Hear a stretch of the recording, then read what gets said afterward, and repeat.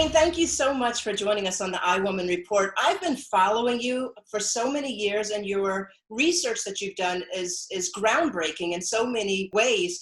And the fact that right now, 50 years later, your research is still so important is just incredible to me. In fact, it's a shame. It's a shame that we're still having this conversation 50 years later. Would you agree? Oh, absolutely. It's not only a shame, it's disgusting, it's unnecessary, and it's non-humane, and it's absolute ignorance. The only thing that's driving what's happening now is the ignorance of the United States of American citizenry. You and I are members of the same race. You and I are 30th to 50th cousins because we have the same ancestor back there 300,000 to 500,000 years ago. Let's start educating people instead of indoctrinating them. Can we break down your research, though, for people who really don't know? 1968, you went on this mission to prove that we really are one race, and also prove that the way that we treat people dictates how successful they might turn out. Our lesson plan for that day was to learn the Sioux Indian prayer that says, "Oh, Great Spirit, keep me from ever judging a man until I've walked a mile in his moccasins." I decided that not only was I going to teach my students that prayer the next day, I decided that I would arrange to have it answered for them. I decided that I would do what we do in this society. I would pick out a group of people on the basis of a physical characteristic over which they have absolutely no control, which at that time was eye color. I was going to treat my top people. I was going to decide what color eyes was right.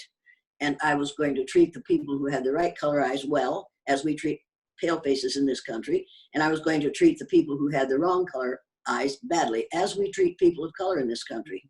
I didn't know how this exercise would work. And if I had known how, and this was done with children, so you really literally did this in your classroom. Yes, I literally did this in my classroom. And that people say, how could you do that? And the reason they say that, and the reason they ask that with such, how could you, incredulity, is because they weren't alive during the Nazi years. They didn't realize that during the Hitler years, they separated people according to the color of their eyes. And if you had a good German name, but you had brown eyes, they thought you might be a Jewish person who was trying to pass, so they threw you into the gas chamber. Or if you were a child, they threw you up in the air and used you for target practice. Wow. I didn't invent this exercise. I learned it I was born in 1933, the same year that Hitler and Franklin Roosevelt came to power. And I watched that kind of thing happen. In my little tiny town with my Baptist father and my Catholic mother, I watched what happened in Germany and all over Europe from 1931 till 1941 when the Second World War started. It took us that long for this country to say stop to Adolf Hitler. And right now we're in a situation very much like the Hitler years. We have a person who will divide people according to differences, either religion or color or any of the rest of these ignorant things. And then once he gets people divided, set them against one another and set them into a situation where they're in conflict instead of cooperation. That's what Hitler did. And that's what I did in my classroom. I copied it from Adolf Hitler. I'm not a researcher, and I wasn't researching. I wasn't trying to learn something from these students. I was trying to teach them something about the human race, of which we are all members. I learned more than they did that first day. It was absolutely astounding to watch what happens when you tell one group of kids that they're superior because of the color of their eyes, and then allow them to treat one another as we allow white people to treat people of other color groups. It was absolutely terrifying. Wow, and that's what I was gonna ask you, what was the result? Oh God, the result was that I found out that I'm a racist. Wow. I found out how I look to people of color. I found out that children who are raised in racist households can speak in a racist way without even thinking about what it is they're saying or what the effect might be.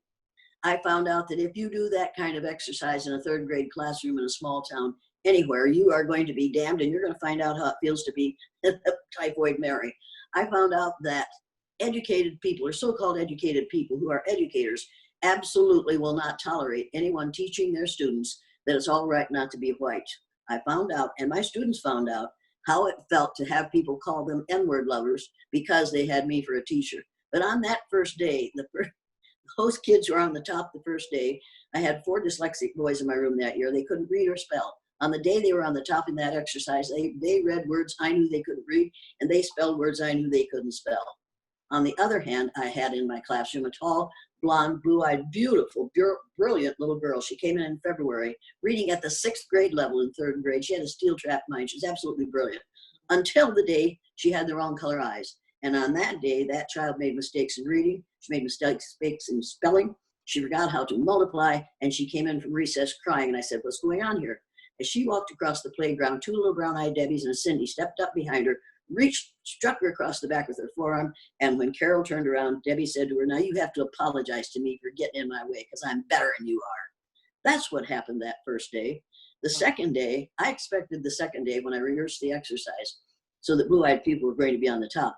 I expected the blue-eyed people to get even because the boys had said in the boys' restroom, "We're going to get even with them tomorrow." So on the day the blue-eyed people were on top, they were much less racist to the brown-eyed people than the brown-eyed people had been to them. The entire environment changed when the blue-eyed people got on the top. I said to those boys, "Why didn't you get even with the brown-eyed people? You said you were going to." And almost in a chorus, they said, "Because we found out how it feels to be treated that way. And we weren't going to make anybody feel the way we felt on the day we were on the bottom." That is incredible. Have you heard from any of those students since then? Yes, and I hear from them the most amazing things. I hear from them, I found out how it felt to be felt to be in that situation, Miss Elliott, and I'll never make anybody else feel like that again. I have one last question for you. How do we fix what's happening right now in the world? How do we fix our country? Number one, the first thing we can do is register to vote and then vote in November and vote against what is happening in this country today. Now, some people are going to say, "Well, she brought politics into this country." Politics was never out of this discussion. If you're going to discuss race, you have to discuss politics. Politics could change this situation. If we had a leader at the top who said, "We will not have any more of this racist behavior. There's only one race on the face of the earth, and we are going to treat one another like equal human beings, whether you want to or not, that's what you're going to have to do." That should be one of the things that is included in your contract when you sign a contract to teach. However, you have to remember that educators were educated with the same nonsense that all of us were, because they have had years and years and years of training that teaches them, that continues to teach the lie of race. We've got to re-educate our educators, and those who are not educators have to re-educate themselves. As of this moment, they have to say to themselves, black and white are just colors. And interestingly enough, the color black, to get black, you put all colors together. To get white, you remove all color. People need to realize that you can look at my shirt and see that it's white, but you can look at my skin where my skin leaves off and my shirt begins. This is not white. There are no white people. There are only people of shades of brown. We are all shades of brown, from very, very light to very, very dark. So let's get over this nonsense. And let me ask, how can we find you? How can viewers get your book? I didn't expect to talk about my book because this book isn't important to anyone except me, except there are some things in this book that are extremely educational. You just have to read it, because in here is a description of what happens with adults when you put them through the exercise. And it's absolutely amazing how quickly you can change an adult supervisor of a large group of people into a person who is reduced to his child ego state in 5 minutes flat. Jane Elliott, thank you so very much for joining us on this iWoman report. I can't get enough of you, so we're probably going to be bothering you a little more. I think I want to do some kind of experiment with you in the future. So No, you don't. No. What I do is an experiment. Please don't call it that, and don't intend to do one with me. It's an exercise to teach children empathy. Empathy and exercise in empathy. Got it. Okay. God bless you, and thank you. Thank you. Thank you very much. Bye now.